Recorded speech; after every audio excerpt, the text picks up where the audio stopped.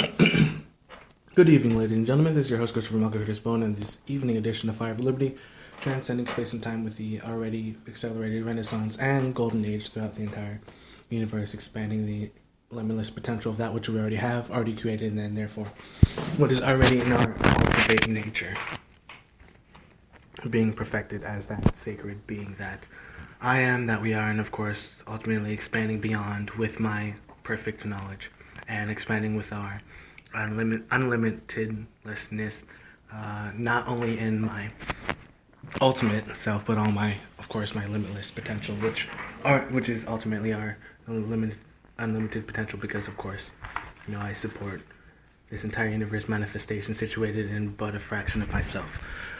Clear, change, honor, available function is just, once again, only the beginning of what we are able to do, and of course the accelerated proportion of importance, to reiterate, is manufacturing of not only the limitlessness which exists in the prestige, but the veracity and the imaginative creative process, the very function of an important creational aspect of creation and leadership, which is very potential and very key, and which is why today is such a spectacular, amazing, successful journey and completion, and not completion, but acceleration of a type of utilization ability is the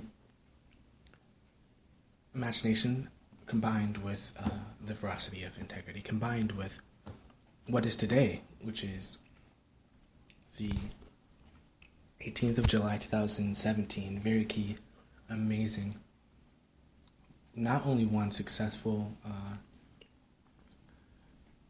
not just a stepping stone, but a successful milestone. Today's a very successful milestone, and I'm also going to do start doing more editions. I might do the Oyster again, which was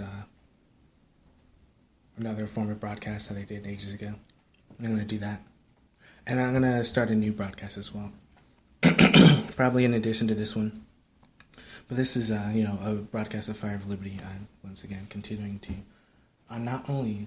Now it's going to be a different transcendental atmosphere and vibrancy.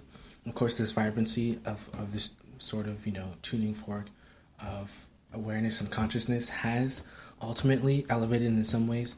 And then, of course, there is the art form, which is the key point, which is balance, which is there. That balance is raising its frequency as well. So what is ultimately happening, which is a very good thing, there's a raising of the balance as well as a raising of the frequency, as well as a raising of the unity, which has ultimately always been there. And what's very special is, of course, not only the very exciting part of Agartha, and of course of all that amazing miraculous journeys, which have only just, once again, is the of course every single moment is important, of course, and with the understanding of the limitlessness that is wisdom, of course it's obvious why I exist in fearlessness. So once again, to reiterate our fearlessness and to help describe some things here and there which are very key and monumental about this specific day, or this key day, and just in general about the journey, and of course what's in the future, which is of course the one of the bridges, one of the many bridges which are made of. The very key thing about this is they're very similar to, which is listen very carefully to this personification. They're very detailed and very close and interested and interlocked into this new type of fiber. So now with this fiber is the fibers of bridge, there's the type of fibers that are in muscles, myosin, not myosin, even though myosin, yes, is a very key important part to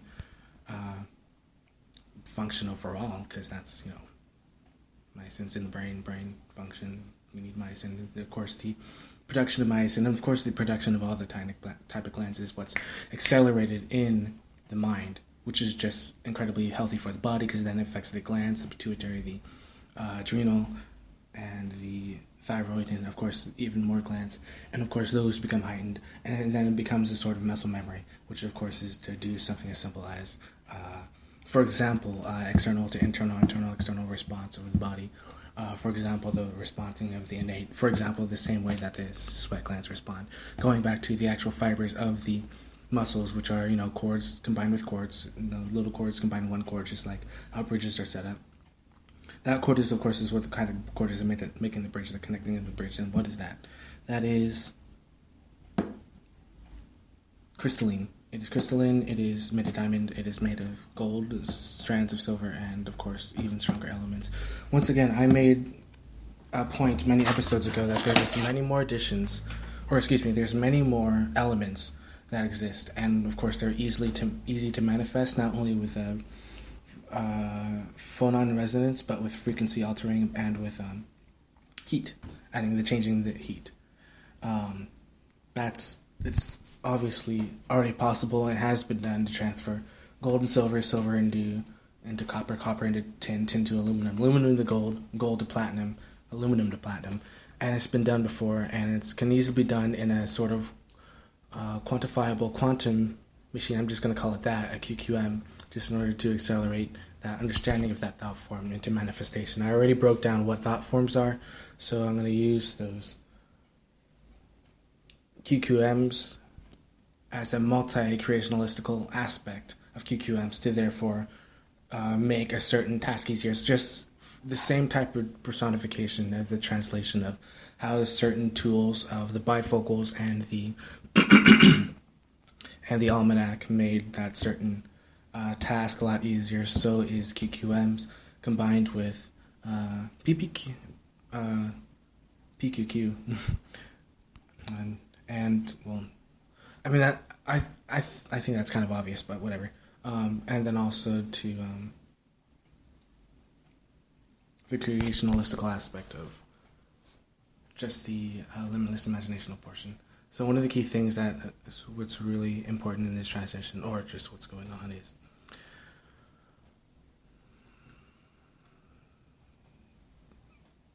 that sort of consciousness raising is happening, and the technology that goes with it is a type of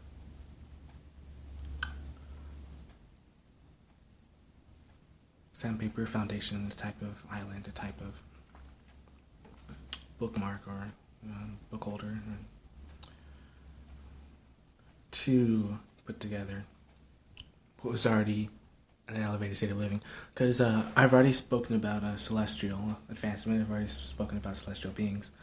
Of course, what's very key is the ability to, not just the ability, because that's already key, I mean that's already there, but the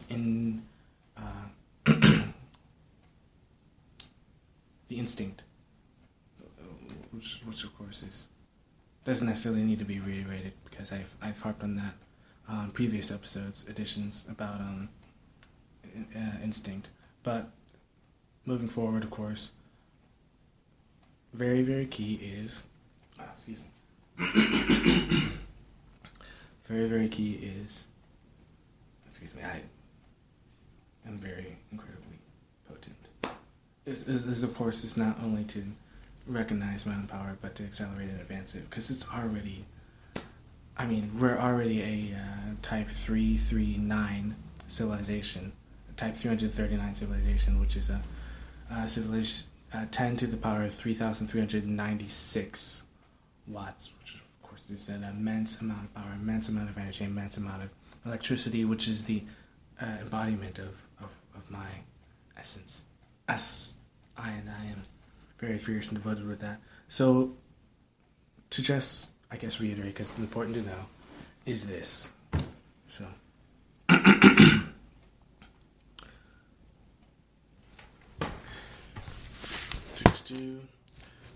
and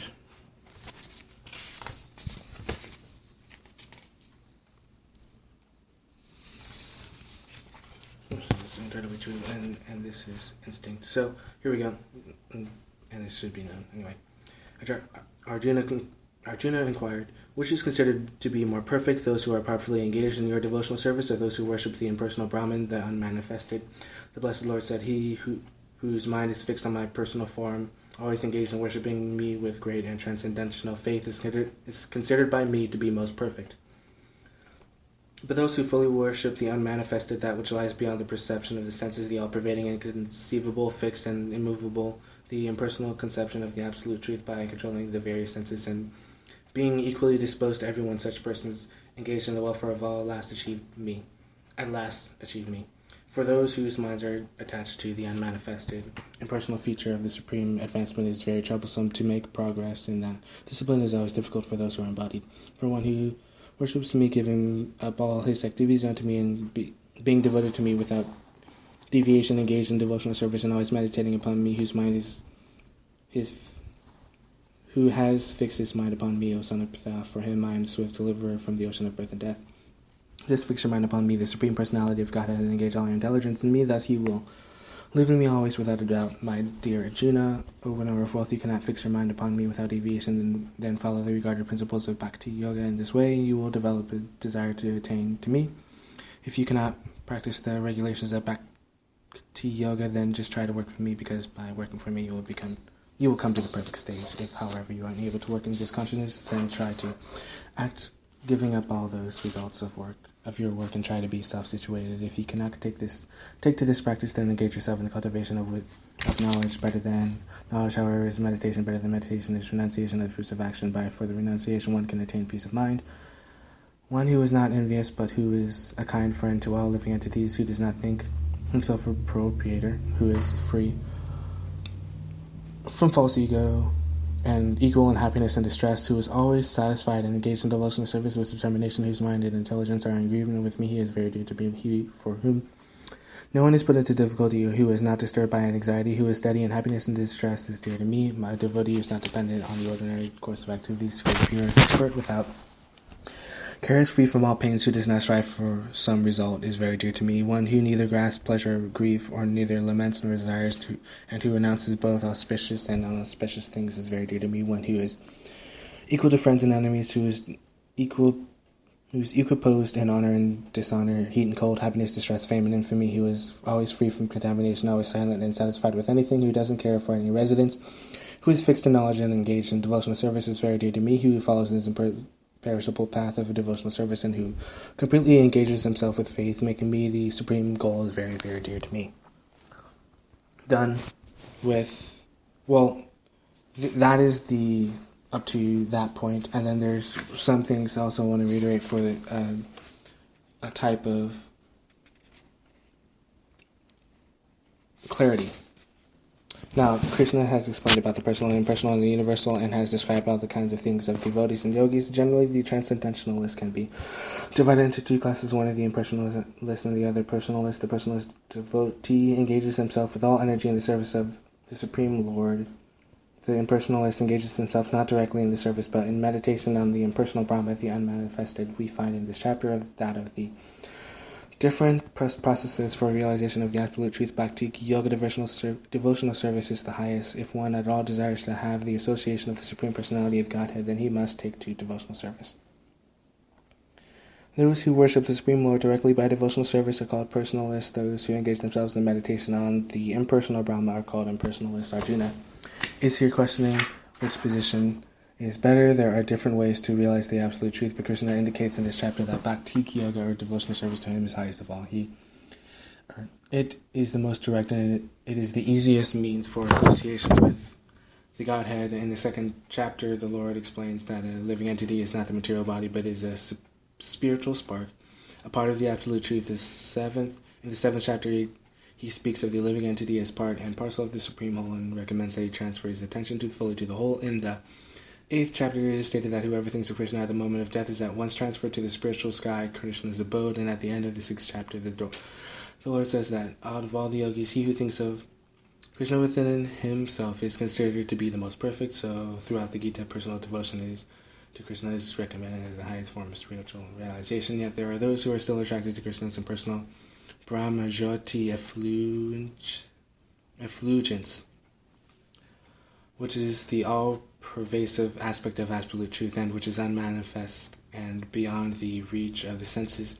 Arjuna would like to know which of these two types of transcendentalists is more perfect in knowledge. In other words, he is clarifying his own position because he is attached to the personal form of Krishna. He is not attached to the impersonal Brahman, and he wants to know whether his position is secure. The impersonal manifestation, either in this material world or in the spiritual world of the Supreme Lord, is a problem for meditation. Actually, one cannot perfectly conceive of the impersonal feature of the absolute truth. Therefore, Arjuna wants to say, what is the use of such a waste of time? Arjuna experienced in the 11th chapter that to be attached to the personal form of Krishna is best because he could thus understand all other forms at the same time, and there was no disturbance in his love for Krishna. This important question asked of Krishna by Arjuna will clarify the distinction between impersonal and personal conceptions of the absolute truth. Truth, amazing acceleration of veracity, transcendence, and peace, or increased pace of peace, increased pace of prosperity, and increased pace of creationalistical, multi-creationalistical manifestation, and positive aura of quantum understanding, of even ultimate quanta, because we're in such a high vibration, and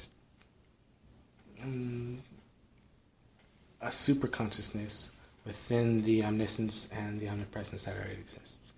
This is your host, Christopher Mount Curtis Bowen, on this evening edition of July 18th, 2017. Love you all.